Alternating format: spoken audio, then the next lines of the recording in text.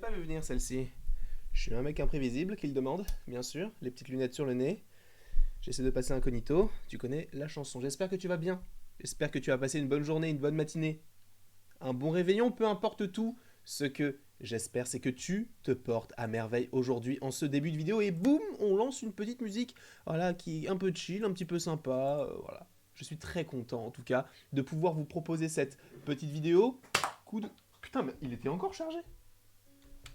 Coup de feu à l'appui. On va le décaler parce que ça me stresse. En tout cas, aujourd'hui, nous sommes là, nous sommes présents pour parler. Afin de parler, je préfère le mot afin que pour, mais afin de parler de la série She-Hulk et du premier épisode. Ainsi, si tu n'es pas à jour dans la série, si tu n'as pas vu le premier épisode, quitte la vidéo dès maintenant puisque tu risquerais d'être spoilé. Dans le cas où justement tu as vu l'épisode, tu es au bon endroit pour avoir une petite théorie sur quelque chose que tu as possiblement également vu même avant la sortie du premier épisode qui est donc aujourd'hui en ce 18 août, puisque oui maintenant les séries Marvel, ou en tout cas au moins She-Hulk, sort le jeudi.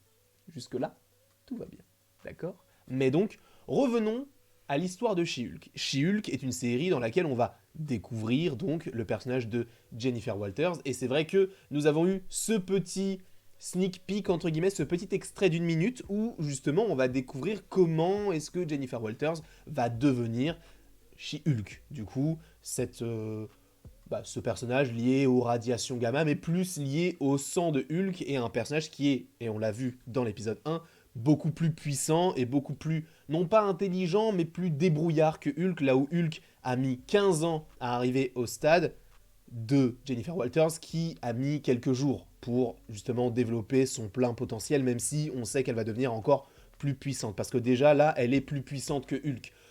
J'aimerais, et je pense vous laisser, pas un petit sondage, mais je pense vous laisser dans les commentaires un petit espace où justement vous allez me dire, je pense que je vais faire un commentaire épinglé pour vous demander si vous voulez le retour du vrai Hulk, un Hulk qui tabasse, parce que là, frérot, j'ai regardé, ou en tout cas j'ai vu une partie de l'incroyable Hulk, ça n'a aucun rapport. Alors moi je ne suis pas forcément fan du film, mais c'est vrai que tu compares l'incroyable Hulk et ceci, il n'y a aucun, mais alors aucun rapport. Mais en tout cas, le personnage a évolué dans un sens qu'on aime ou qu'on n'aime pas, mais n'hésitez pas à aller dans le petit commentaire épinglé qui sera justement ici pour avoir un petit peu vos avis concernant ceci. Mais à un moment donné, donc où ils sont en train de conduire la petite voiture, ils tombent nez à nez face à ce vaisseau tout là-bas. Jusque-là, rien d'anormal. Tu comprendras que, bon, maintenant dans le MCU, tout est possible. Tu as vu sûrement Thor, Love and Thunder. Attention, spoiler concernant ce film et, bon, plus globalement, la plupart du MCU, parce que si je te lâche une petite dinguerie, au moins tu vas pas me dire « Tu m'as spoilé ce truc-là ?» Ok, tout est connecté, donc il est possible que je te fasse des petites connexions avec des choses comme ça. Mais, on le sait depuis Thor, Love and Thunder, on peut supposer que la Terre est ouverte, entre guillemets, aux extraterrestres, aux différentes races d'aliens, entre guillemets, qui existent dans notre univers, puisque nous l'avons donc sur New Asgard, on a un Lycan, on a différents personnages qui ne viennent pas de la Terre. Jusque-là, tu me suis, puisque j'ai jamais croisé de Lycan à Lorient, par exemple, ou je sais pas, de vampires à Montélimar.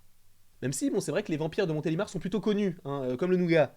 Mais bon, hein, on n'est jamais à l'abri d'une petite dinguerie.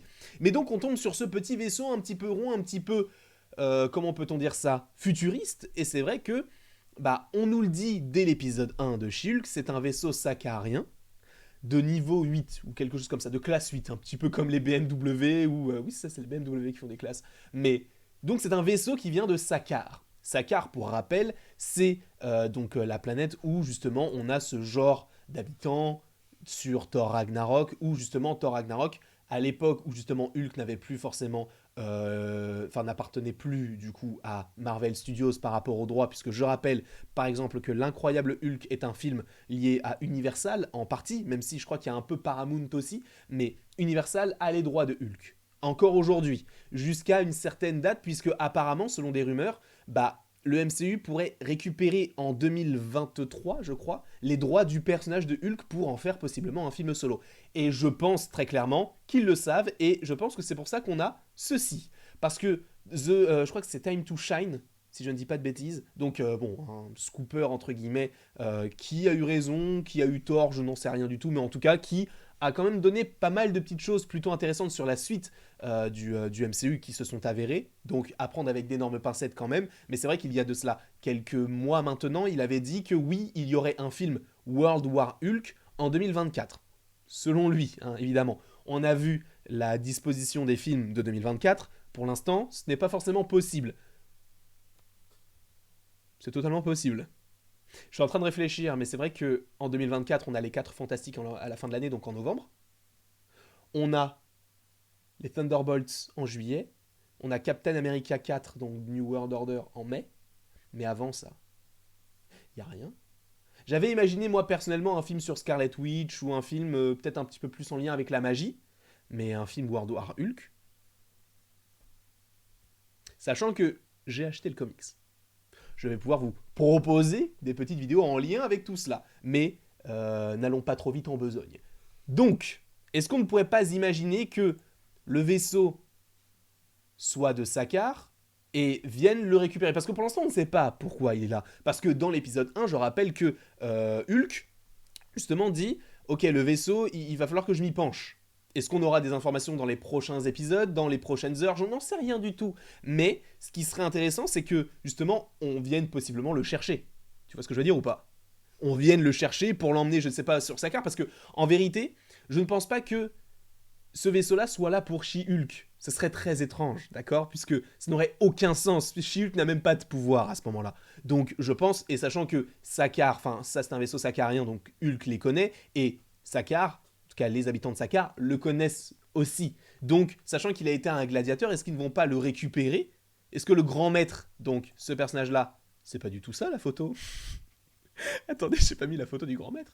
Mais c'est quand même un comble tout cela. Attendez, je vais... on est là pour aussi l'authenticité des vidéos. Je vous ai dit, boum, j'ai juste à faire ça, et boum, en quelques secondes, on est paré au décollage. Mais donc le grand maître qui est juste ici, bon, je le mange un petit peu, mais ce n'est pas très grave.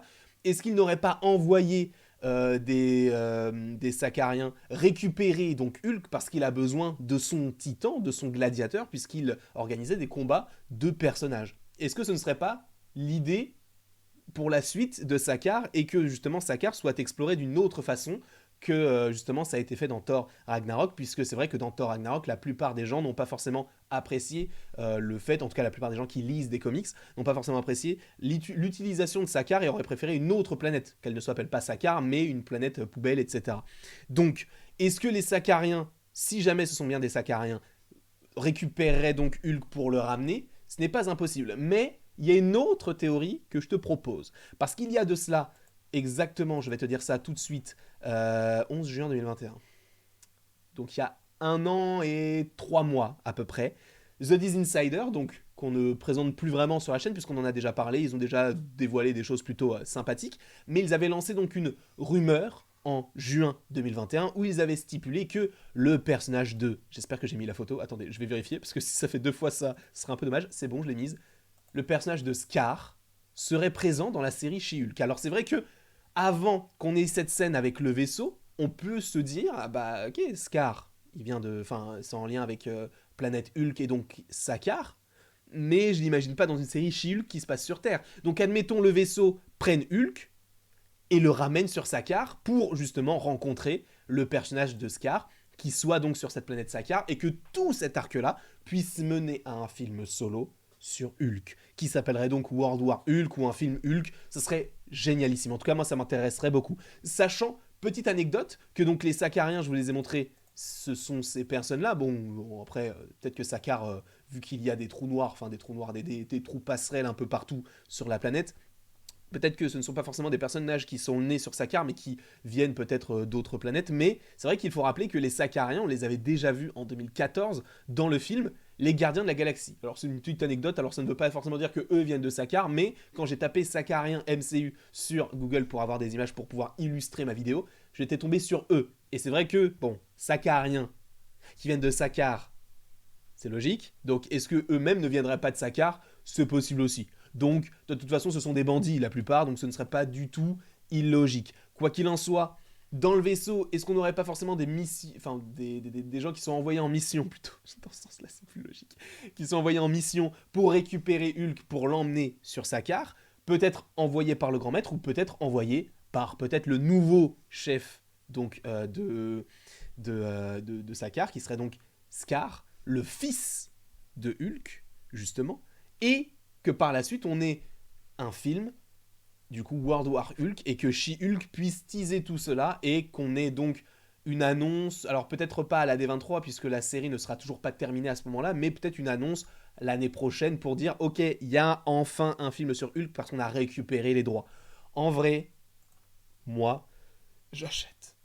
Je ne sais pas si toi tu achètes, mais moi j'achète. Fortement. En tout cas, j'ose espérer que tu as passé une bonne, enfin un bon moment en ma compagnie, que tu aies passé plutôt un bon moment en ma compagnie, puisque c'est du subjonctif passé, puisque tu as déjà passé le moment. Mais en tout cas, j'ose espérer que tu vas bien et que tout ça t'a fait plaisir, que justement tu attends avec impatience l'after de 100% Marvel, où justement on va pouvoir parler donc de She-Hulk. Et après, alors je crois qu'il n'y aura pas forcément de 100% Marvel la semaine prochaine et la semaine d'après.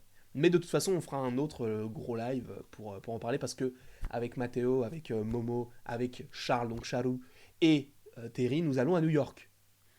Donc, ce ne sera pas forcément possible de pouvoir faire des lives là-bas. Quoique, en vrai, c'est vrai qu'avec Mathéo, on avait dit peut-être de faire des lives Twitch, tu sais, ça peut être sympa de là-bas. Parce que lui, je sais qu'il veut faire des lives de Times, enfin pas de Times Square, mais du parc, la Central Park. Donc en vrai, pourquoi pas. En tout cas, j'espère que tu as passé un bon moment pour la 8e fois. Et après tout cela, il ne me reste plus qu'à te laisser sur l'intro, enfin pas du tout, l'outro. Il n'y a rien qui va dans cette outro. Mais il ne me reste donc plus qu'à te dire à la prochaine, pour la prochaine.